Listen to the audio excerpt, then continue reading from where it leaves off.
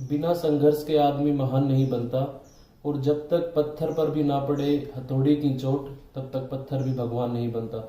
तो आपने देखा होगा कि जब कोई कारीगर किसी पत्थर से मूर्ति बनाता है तो पहले उसको अपनी हथौड़ी से छेनी से उसको पूरी तरह से उसको चोट मारता है, उसके बाद वो कन्वर्ट करता है उसको किसी भगवान की मूर्ति में। उसी तरह से इंसान का भी है कि आप जब तक खुद संघर्ष से अपने आप को स्ट्रांग नहीं बनाएंगे, अपने आप को उस काबिल नहीं बनाएंगे, तब तक आप मान के चलिए कि आप ऐसे स्ट्रगल करते रहेंगे। तो सबसे बड़ी चीज है कि आप मेहनत करिए जिसने अभी तक स्टार्ट नहीं की है, और अपने सिलेक्शन को सिक्योर कीजिए। और डेफिनेटली यदि आपको कोई भी डाउट है तो मैं पूरी तरह से आपकी हेल्प करूंगा। मैं कम से कम 20 से 25 नंबर के जो आपके सवाल आने वाले हैं उनको इस लेक्चर सीरीज में कवर करने वाला हूं। एक lecture already we have covered, in that we have discussed about the nature of light, coherent sources, wave fronts, interference property as well as superposition of the waves, कि कैसे superposition होता है and what are the conditions for the interference. So आज का जो topic है will discuss about the Young's double slit experiment as well as today will discuss about diffraction and Fresnel's bye prism method. उनके कुछ numericals भी करेंगे। And ये जो लेक्चर है बहुत इंपॉर्टेंट है, कम से कम 5 सवाल इसमें से आने वाले हैं, ये जो सारी चीजें बताऊंगा। ठीक है, उससे पहले हम बात करते हैं कि जो इंटरफेरेंस था, इंटरफेरेंस के बारे में हमने एक उसकी जो एक्सप्रेशन थी वो छोड़ दी थी पिछले में, मैं भूल गया था, तो उसके बारे में बात करेंगे। एक फॉर्मूला है वो याद करना है, उसके बाद हम आगे बढ़ेंगे। ठीक है,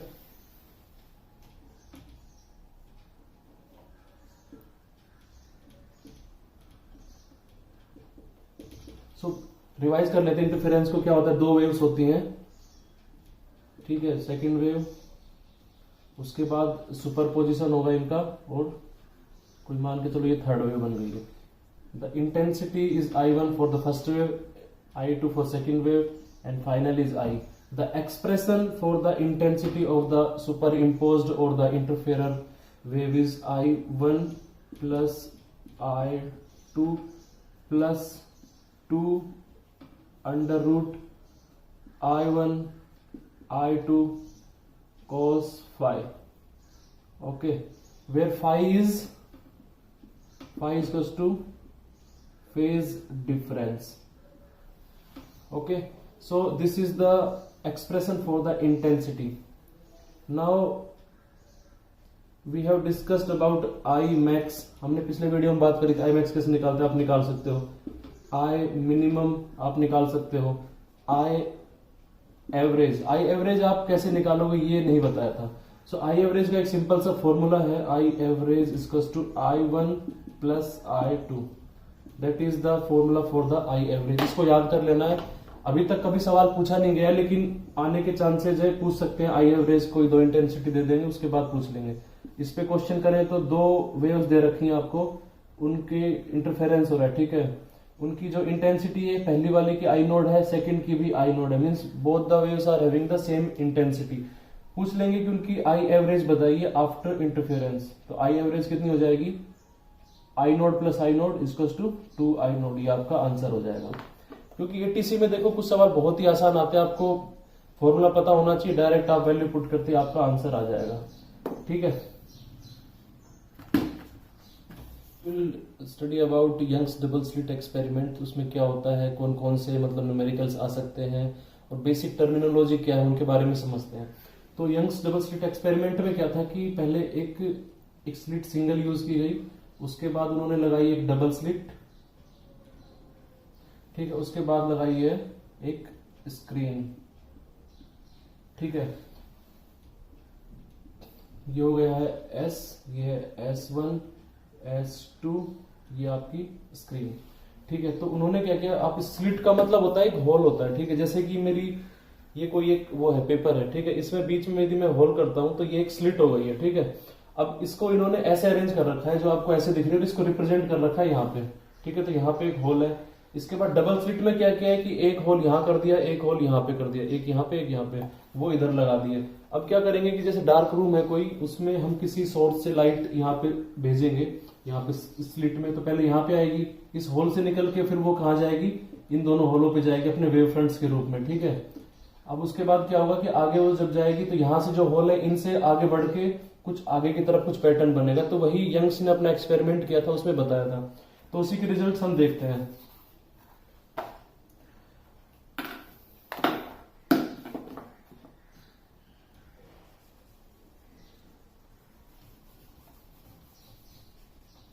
ठीक है, तो सबसे पहले आपके न्यूमेरिकल में कुछ वैल्यूज दी गई होंगी, तो उनके बारे में जान लीजिए कौन सी चीज क्या होती है। तो ये होता है आपका delta, capital D, sorry capital D means the distance between the screen and the double slit. जो दोनों स्लिट्स लगी हुई है उनके बीच की डिस्टेंस को हम बोलते हैं स्मॉल डी, ठीक है। और ये जो है हमारा सोर्स है। तो आपको ये समझ में आ गया। उसके बाद आपसे या तो लैम्डा पूछेंगे या आपसे आपकी फ्रिंज विड्थ पूछेंगे, तो वो सब आपको निकालना है। तो अब इससे पहले ये जानना जरूरी है कि जो हमारी जो ये एक्सपेरिमेंट है इसमें फेज डिफरेंस और पाथ डिफरेंस दो चीजें होती है, वो क्या है। पहली चीज है आपकी phase difference and the second thing is path difference. कुछ लोगों को कंफ्यूजन रहता है कि सर ये दोनों है क्या, एक जैसा दिखने में लग रहा है। तो देखो फेज डिफरेंस और पाथ डिफरेंस में क्या डिफरेंस है। मान के चलो कि ये स्क्रीन पे जब वेव्स आ रही हैं इनपुट कुछ, तो उसके बाद कुछ पैटर्न यहाँ पे बन रहा है। मान लो कोई पॉइंट है P, इसकी वजह से कुछ ऐसा कुछ इफेक्ट होगा, यहां से कुछ होगा ऐसा, ठीक है। मान लो यहां से यहां तक की जो डिस्टेंस है वो कितनी हो गई है x। तो यहां से यहां तक की डिस्टेंस स्वाभाविक है, this is the common sense that वो x से तो बड़ी होगी, क्योंकि आप देख सकते हो फिगर से। तो हम एक परपेंडिकुलर ड्रॉ करते हैं, will draw a perpendicular that is at point O। So this distance is equals to x from this point to this point is equals to x from the symmetry of the figure. So that जो आपकी जो remaining distance बच गई है that is delta x, ठीक है। इसी को बोलते हैं क्या, पाथ डिफरेंस। समझ में आया पाथ डिफरेंस क्या होता है। अब बात करते हैं, इसको डेल्टा एक्स से रिप्रेजेंट करते हैं, इसको करते हैं फाई से।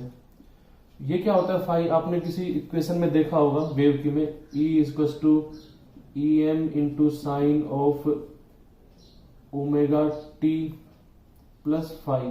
तो जो फाई है ना, जो फेज डिफरेंस को रिप्रेजेंट कर रहा है यहाँ पे, ठीक है। तो ये दोनों अलग अलग है अपने आप में, तो डिफरेंस आपको थोड़ा क्लियर हो गया होगा इन दोनों के बीच में, ठीक है। तो अब हम देखते हैं कि जब ये इस तरह से कोई वेव आती है यहाँ पे, उसके बाद यहाँ पे S1 S2 में आएगी, उसके बाद उनका इंटरफेरेंस होकर यहाँ पर कुछ रिप्रेजेंटेशन होगा उनका।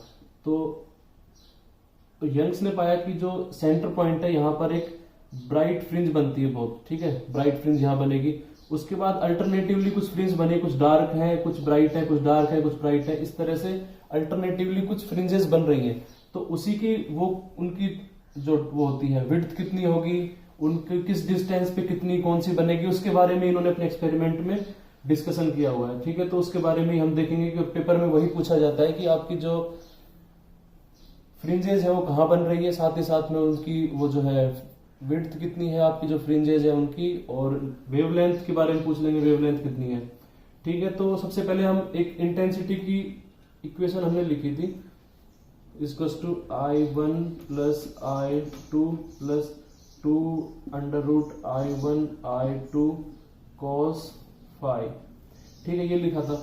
अब मान के चलो कि जब यहाँ पर ब्राइट फ्रिंज बनेगी, उसके लिए उसको रिक्वायर्ड है मैक्सिमा। जब मैक्सिमा होगा दोनों वेव्स का, उस टाइम पे ब्राइट फ्रिंज बनेगी। तो मैक्सिमा की क्या कंडीशन है, ये इंटेंसिटी मैक्सिमम कब होगी, जब कोस फाई इक्वल्स टू क्या हो जाएगा +1, ठीक है। उसके लिए फाई क्या होना चाहिए आपका ±2n पाई, ओके। सो आपका जो फाई है वो 2n पाई जब होगा, उस टाइम पे आपकी जो कोस फाई की वैल्यू 1 होगी और आपकी इंटेंसिटी क्या होगी I मैक्स, मीन्स आपका जो मैक्सिमा बनेगा, ठीक है। तो इस केस के लिए आपका जो डेल्टा एक्स क्या होगा, डेल्टा एक्स क्या हो जाएगा, आपको एक रिलेशन मैंने बताया था अभी पिछले वाले उसमें कि जो आपका फेज होता है फाई इक्वल्स टू होता है 2 pi by lambda into delta x. So यहाँ पे फाई पता है 2n pi equals to 2 pi by lambda into delta x, ठीक है। तो पाई से पाई कट गया, यहाँ पे 2 से 2 कट गया, तो डेल्टा एक्स इक्वल्स टू कितना आ गया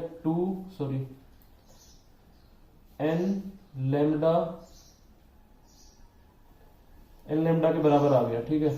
तो मैक्सिमा के लिए डेल्टा एक्स कितना होना चाहिए n लैम्डा। इसी तरह से हम निकालेंगे जब मिनिमा निकालना है हमें, मिनिमा, उस केस के लिए कोस फाई क्या हो जाएगा बराबर -1, तो फाई कितना हो जाएगा इक्वल्स टू हो जाएगा कितना 2n - 1 बाय 2 पाई के बराबर हो जाएगा, ठीक है। तो यहां से हम डेल्टा एक्स कैलकुलेट कर सकते हैं, जो कि कितना आएगा, डेल्टा एक्स साइड में लिख देता हूं। फॉर मिनिमा के लिए डेल्टा एक्स कितना आएगा, डेल्टा एक्स इक्वल्स टू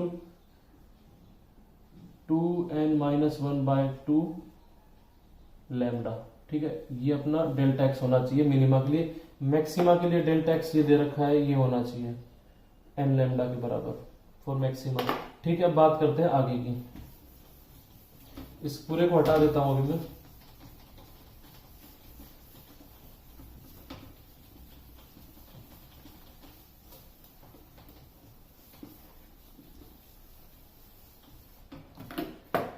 ठीक है, जैसे कि आपकी ये स्क्रीन दे रखी थी, ठीक है, यहां से कुछ जाके और मान लो यहाँ पे कोई फ्रिंज बन रही पॉइंट P है, जिसकी ये सेंटर से डिस्टेंस है मान के चलो y। यहाँ पे कोई भी फ्रिंज बन रही है, मान के चलो पॉइंट P पे यदि ब्राइट फ्रिंज बनेगी, P पे ब्राइट बनती है, ब्राइट,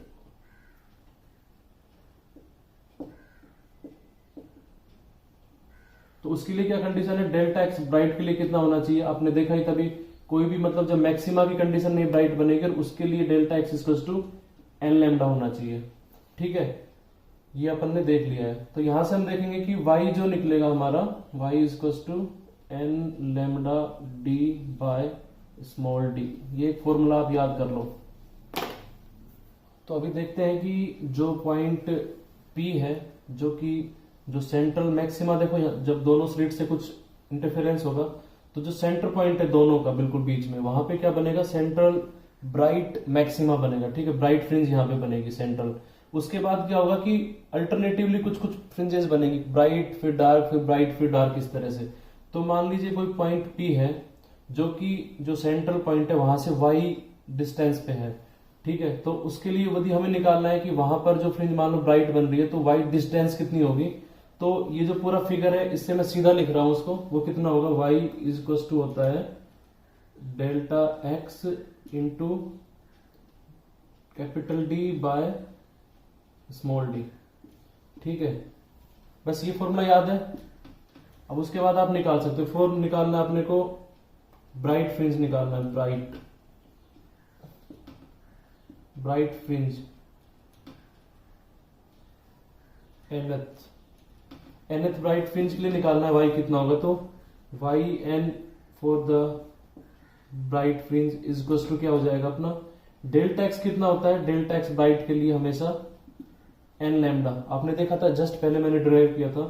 तो n लैम्डा इंटू में d अपॉन स्मॉल d, ये आपकी आ गई है fringe with, sorry bright fringe की जो डिस्टेंस होगी सेंट्रल पॉइंट से nth ब्राइट फ्रिंज की, वो आ गई। जैसे मान लो पांचवी कोई फिफ्थ ब्राइट फ्रिंज की निकालना है, तो y5 कितना हो जाएगा, 5 lambda d upon small d। Lambda पता है, d पता है, स्मॉल d पता है, तो आप निकाल सकते हो कि सेंटर पॉइंट से कितनी दूरी पे, कितनी हाइट पे अपनी जो फिफ्थ ब्राइट फ्रिंज बन रही है, इस फॉर्मूले से। ठीक है, सेम यही बात करते हैं हम उसके लिए। हम बात करते हैं nth डार्क फ्रिंज। ठीक है, इसी तरह से इस पॉइंट से ऊपर कुछ ब्राइट बनेगी, कुछ डार्क बनेगी। तो डार्क जो बनेगी उसकी क्या हाइट रहेगी, वो उसके लिए क्या है, y equal to 2n-1/2 lambda d upon small d। क्योंकि आपको पता है मिनिमा के केस में डेल्टा x कितना था, 2n-1/2 लैम्डा, ये हमने डिराइव किया था जस्ट पहले। ठीक है, तो आपको ये है yn फॉर द डार्क, तो आपको ये फॉर्मूला याद रखना है एक तो, कि कितनी बनेगी। यहाँ पे n क्या हो सकता है, n इक्वल टू 1 2 3 4, दोनों ही केस में ब्राइट और उसके लिए n की वैल्यू 1 2 3 4 डालते रहोगे, आपको आपकी first dark, second dark, third dark, या फिर first bright, second bright, third bright मिलती रहेगी। ठीक है, अब बात करते हैं कि जो फ्रिंज जो होती है हमारी, इस एक्सपेरिमेंट ने देखो ये पाया गया कि जैसे कि स्क्रीन को मैं यहां बना रहा हूं थोड़ा इस तरह से, है ना, इसका जो घुमा के, तो एक ये फ्रिंज बनी है, ये सेंट्रल है अपनी। ठीक है, फिर उसके बाद सेकंड ये बनी, थर्ड ये बनी। ठीक है, इस तरह से हमारी बन रही है फ्रिंजेस। तो ये जो फ्रिंज है इनके बीच में जो विड्थ है इसको बोलते हैं क्या, फ्रिंज विड्थ।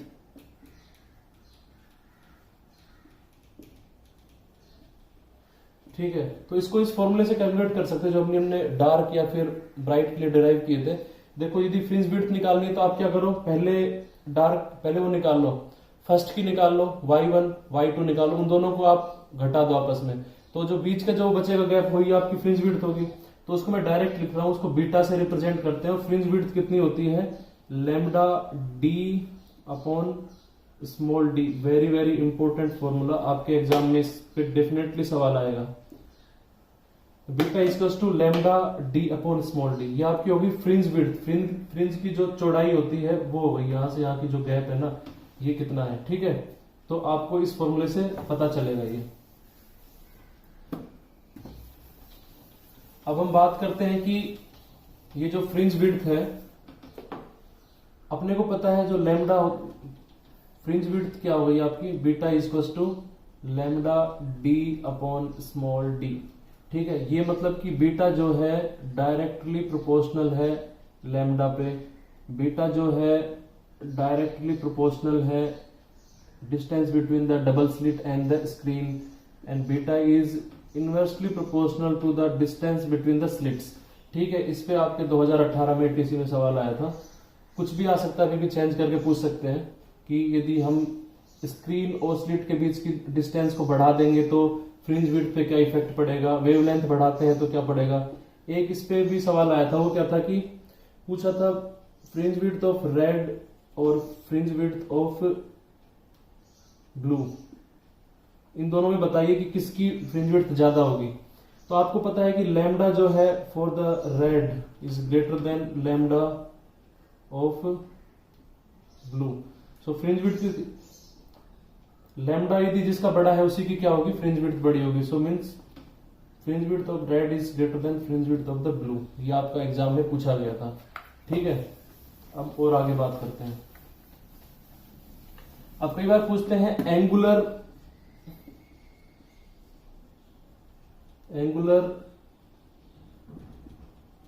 Fringe width. ठीक है, उसको थीटा नॉट से रिप्रेजेंट करते हैं। एंगुलर फ्रिंज विड्थ क्या होती है, उसको सिंपल सा याद रखना है, that is lambda capital D upon small D into capital D. Means capital D से कैपिटल डी कट गया, मीन्स लैम्डा बाय डी। या फिर इसको लिख सकते हैं, अपना जो पहले जो फ्रिंज विड्थ थी पुरानी वाली, उसको यदि हम डी से डिवाइड करते हैं तो वो क्या आती है हमारी एंगुलर फ्रिंज विड्थ। ठीक है, ये चीज आपको समझ में आ गई है। ठीक है, ये क्या होती है फाइनली लैम्डा बाय डी। तो अभी कोई बोल दे कि जो एंगुलर फ्रिंज विड्थ है किस पे डिपेंड कर रही है, ये डिपेंड कर रही है देखो लैम्डा पे, ये डिपेंड कर रही है आपके स्मॉल डी पे। स्मॉल डी क्या है, स्लिट्स के बीच की डिस्टेंस पे। लेकिन ये डिपेंड नहीं करती है जो स्क्रीन है और हमारा जो डबल स्लिट है उसके बीच की डिस्टेंस जो होती है ना कैपिटल डी, क्योंकि आपस में कट गए हैं यहाँ से तो कुछ उसका एक्सप्रेशन में है नहीं, तो उस पर डिपेंड नहीं करती है। तो एग्जाम में पूछ सकते हैं कि बताओ एंगुलर फ्रिंज विड्थ है किस पे डिपेंड नहीं करती है, पूछ लेंगे लैम्डा पे, डी पे, कैपिटल डी पे। तो कैपिटल डी जो रहेगा आपका ये आंसर रहेगा, इस पे डिपेंड नहीं करती क्योंकि वो एक्सप्रेशन में गायब रहता है। ठीक है, ये चीज समझ में आई। छोटी छोटी चीजें बता रहा हूँ, इन पे डेफिनेटली कोई ना कोई न्यूमेरिकल आपका आने वाला है। अब उसके बाद बात करते हैं कि जो हमने निकाली फ्रिंज विड्थ अभी, ये अपन ने निकाली है एयर के लिए निकाली है। ठीक है, नॉर्मल अपना एयर में सब कुछ है। इन केस मान लो पूरा जो सेटअप है, कंप्लीट जो सेटअप है हमारा, उसको हम किसी मीडियम जिसका रिफ्रैक्टिव इंडेक्स म्यू है उसमें ले जाते हैं। मान लो जैसे कि अभी हम बात कर रहे थे, हमारा जो स्लिट वगैरह थी सब एयर में थी, लेकिन उसको मान लो हम किसी म्यू सॉल्यूशन में रख देते हैं, पानी में रख दिया, कहीं पे रख दिया, उसमें एक्सपेरिमेंट करते हैं। ठीक है, तो उस केस में क्या होगा कि जो हमारी वेवलेंथ जो होती है ना वो चेंज हो जाती है। लैम्डा डैश जो होगी नई वाली वेवलेंथ इस वाले सॉल्यूशन में, वो कितनी हो जाएगी, जो पुरानी वेवलेंथ थी डिवाइडेड बाय में refractive index of the medium. ठीक है, बस यही चेंज आता है। अब इसी से अपनी जो फ्रिंज विड्थ है beta dash in the refractive index वाले जो मीडियम है पानी में या फिर जिसमें भी हमने पूरे सेटअप को रखा है, तो उसके अंदर कितनी हो जाएगी, जो नई फ्रिंज विड्थ आएगी वो इक्वल टू क्या होता है, लैम्डा डैश, डिस्टेंस तो हमारी सेम रहेगी, capital D upon small D.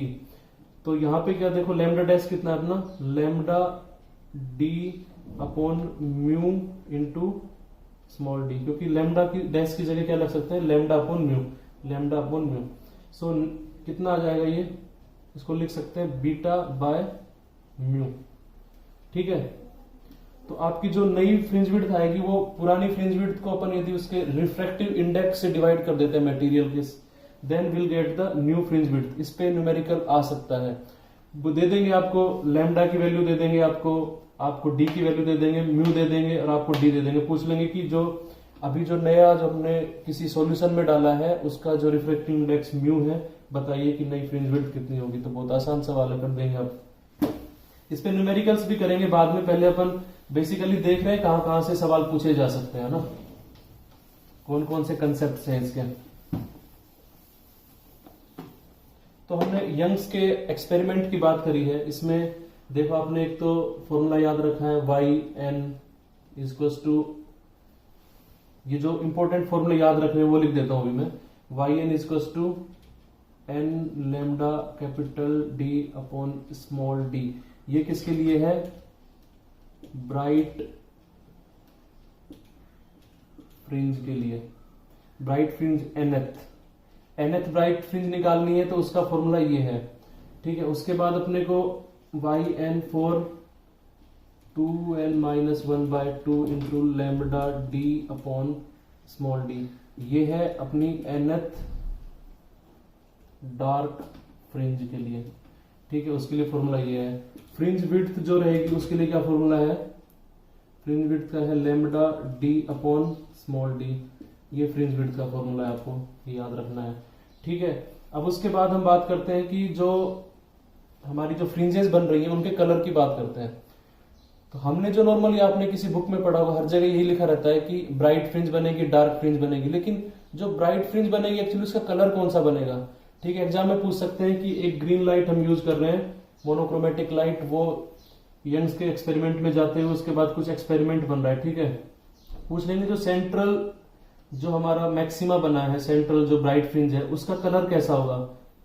Option में आ जाएगा पहला ब्राइट, ऑप्शन में सेकंड आ जाएगा ग्रीन, ऑप्शन थर्ड आ जाएगा रेड, ऑप्शन फोर्थ आ जाएगा वॉयलेट। तो आंसर क्या रहेगा, ग्रीन। मतलब कि जब हम यंग्स डबल स्लिट एक्सपेरिमेंट में या फिर किसी भी एक्सपेरिमेंट में हम कलर यूज करते हैं ग्रीन कलर की लाइट, तो जो ब्राइट फ्रिंजेस बनेंगे वो ग्रीन कलर की ब्राइट फ्रिंजेस बनेगी। ठीक है, तो आपको याद रखना है, ये कंफ्यूज नहीं होना है कि तो ब्राइट बनेगी, ब्राइट है लेकिन किस कलर की है, वो जो कलर हमने यूज किया है उसी की है। तो एक चीज तो ये हो गई आपकी। So now will discuss two other things for the Young's double slit experiment. पहली आपको याद रखना है कि जो वेव फ्रंट्स हम यूज करते हैं यंग्स डबल स्लिट एक्सपेरिमेंट में, that is the spherical wave fronts, आपको याद रखना है ये। सेकंड थिंग, जब हम यंग्स डबल स्लिट एक्सपेरिमेंट में हम व्हाइट लाइट को सोर्स की तरह यूज करते हैं, ओके, तो उस केस में जो पैटर्न बनता है तो उसमें सेंट्रल ब्राइट फ्रिंजेस बनेगी, अदर फ्रिंजेस बनेगी। तो याद रखना हमेशा जो सेंट्रल ब्राइट फ्रिंज बनती है, सेंट्रल ब्राइट फ्रिंज CBF लिख रहा हूं मैं, that will be of white colour. और बाकी जो अपनी जो फ्रिंजेस बनेंगी डार्क ब्राइट वो ना बन के एक्चुअली मिक्सिंग ऑफ कलर्स होता है यहाँ पे, तो एक स्पेक्ट्रम बनता है कलरफुल। ठीक है, तो कलरफुल स्पेक्ट्रम बनेगा in case of white light used for the Young's double slit experiment as a source. ठीक है, ये आपको याद रखना है। So now will see the numericals on the Young's double slit experiment. कैसे सवाल आ सकते हैं आपके, हम अभी कम सवाल करेंगे, एक दो सवाल, उसके बाद न्यूमेरिकल्स के लिए मैं एक अलग से वीडियो बनाऊंगा आपके वेव ऑप्टिक्स का, जिसमें आप लगभग सभी इंपॉर्टेंट जो टॉपिक्स हैं आपके जो कंसेप्ट हैं उस पर बेस्ड होंगे सभी numericals. So first question is in Young's double slit experiment D is equal to given 0.2 mm, जो स्मॉल डी है वो दिया हुआ है आपको, वेवलेंथ दी हुई है आपको फ्रिंज विड्थ निकालनी है, and you are also given the distance between the double slit and the screen, that is 1 metre. ठीक है, क्वेश्चन आपको क्लियर है एकदम कि क्या पूछा गया है, आपको फ्रिंज विड्थ निकालनी है सिंपली। तो इसका सॉल्यूशन हम करते हैं। So small d is given 0.2 mm, capital D is given 1 metre, wavelength is equal to 8000 angstrom. ठीक है, ये सब आपको दिया हुआ है। आपको पूछा है बीटा बताना है। बीटा हमें पता है, बहुत ही आसान है, lambda D upon small D, बहुत ही फेमस फॉर्मूला है। ठीक है, तो इसको हम लैम्डा की वैल्यू पुट कर सकते हैं, डी कर देंगे और स्मॉल डी, इसको हम कन्वर्ट कर लेंगे किसमें, मीटर में सभी को। तो ये हो जाएगा 8000 इंटू 10⁻⁻10 मीटर, ये हो जाएगा मीटर में है, ये हो जाएगा 0.2 इंटू 10⁻³ मीटर। इन सभी को इस फॉर्मूले में पुट कर देंगे तो आपका आंसर आ जाएगा। कैलकुलेशन मैं कर नहीं रहा हूं, आप आराम से कर लेना, बहुत आसान है, सिंपल डेटा है। ठीक है, तो पहला आपका न्यूमेरिकल हो गया है। अब बात करते हैं दूसरे न्यूमेरिकल की। So a dichromatic source of wavelength, first wavelength is given as 4200 means 4200 angstrom, and the second is 4800 angstrom is used in the experiment. Okay, find the which bright fringes coincides, मतलब हमें बताना है कि दोनों जो wavelength से इनकी वजह से जो ब्राइट फ्रिंजेस बनेंगी तो उनमें कौन कौन सी ऐसी ब्राइट फ्रिंजेस होंगी जो आपस में कोइंसाइड करेंगी। ठीक है, तो इसका हम सॉल्यूशन देखते हैं कि कैसे हमें करना है। क्वेश्चन आपको क्लियर हो गया होगा। तो इसका जो सॉल्यूशन हम देखें तो पहले फिगर से समझ लेते हैं एक बार। ठीक है, तो इन्होंने बोला है कि दोनों, पहले एक वेवलेंथ की वजह से कुछ फ्रिंजेस बनाएंगे हम, ठीक है, उसके बाद दूसरी वेवलेंथ की वजह से बनाएंगे। तो मान लीजिए कोई पॉइंट P है जो कि y डिस्टेंस पे है हमारे सेंट्रल पॉइंट से, वहां पर ये दोनों, इसकी वजह से भी जो पहली वेवलेंथ थी λ1 उसकी वजह से भी वहां पे ब्राइट फ्रिंज बन रही है y डिस्टेंस पे, और दूसरे की वजह से भी वहां पे जो λ2 है उसकी वजह से भी बन रही है ब्राइट फ्रिंज, क्योंकि दोनों की के कारण वहां पर यदि ब्राइट फ्रिंज बनेगी तभी वो दोनों कोइंसाइड करेंगे ना। तो इसी वजह से वो y डिस्टेंस अपने को पता है, अपने को y जो निकालते हैं nth bright fringe, n lambda D upon small D, ये होता है nth ब्राइट फ्रिंज निकालने का। तो मान लेते हैं कि जो पहली वाली वेवलेंथ है उसके लिए n1 होगा, सेकंड के लिए n2 होगा, तो y is equal to n1 lambda 1 d upon small d, second के लिए होगा y2 is equal to n2 lambda 2 d upon small d। ये d से d कट गया, d से ये d कट गया, यहां से लिख सकते हैं हम n1 bye n2 is equal to क्या हो जाएगा, λ2 बाय λ1। λ2 कितना है अपना 4800, λ1 कितना है हमारा 4200, इनको हम काट देंगे तो ये कितना आ जाएगा 8 6 48 और 6 7 42। तो हम देखते हैं कि जो हमारा n1 is equal to 8th और n2 is equal to 7th, means की जो हमारी वेवलेंथ है 4200 एंगस्ट्रॉम, उसकी वजह से जो ब्राइट फ्रिंज बनेगी कौन सी 8th, और जो सेकंड वाली है हमारी जो 4800 उसकी जो ब्राइट फ्रिंज नंबर रहेगा 7। ये दोनों, इसकी 8th और इसकी जो 7th है, ये दोनों आपस में कोइंसाइड करेंगे, मतलब एक ही जगह बनेगी, एक ही हाइट पे बनेगी। यही हमारा आंसर है, ये पूछा गया। See the next numerical, in that it is given that if we place Young's experiment setup in a medium of refractive index mu, then fringe width changes from 0.5 mm to 0.25 mm, then find mu. So question आपको समझ में आ गया होगा। So it is given that पहले जो हमारा जो setup था किसी मतलब एयर में था, then after it will be placed in a medium of refractive index mu. So we have to find mu, but we are given that पहले जो फ्रिंज विड्थ थी that is given as 0.5 mm, and after जब हमने इसको इस mu के medium में place किया उसके बाद जो फ्रिंज विड्थ आई है beta dash is equal to 0.25 mm।